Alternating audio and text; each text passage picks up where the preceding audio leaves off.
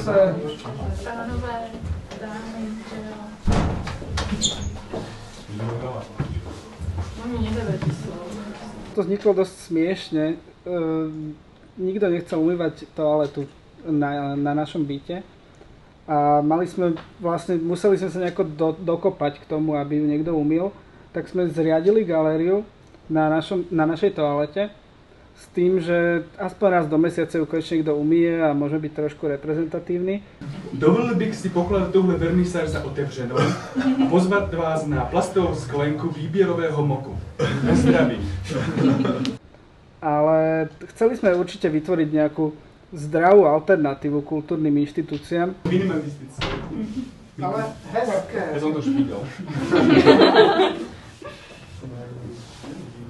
Okolo nás sa vytvoril v podstate taký hľúčik ľudí, ktorí tam už chodia aj pravidelne a tešia sa na to. Do žumpy.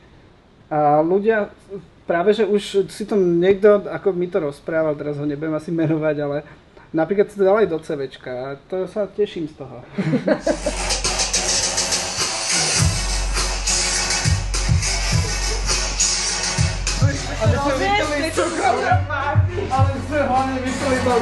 Organizovali sme openko, kde sa prihlásilo dosť veľa ľudí, vybrali sme 10.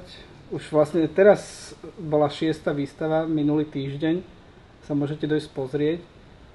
A máme ešte na pol roka vlastne plný kalendár toho, čo máme vystaviť ešte a sú to určite aj už vlastne hotoví ľudia, ktorí už aj doštudovali a vôbec to neskončilo na tom, že je to pre našich kamarátov.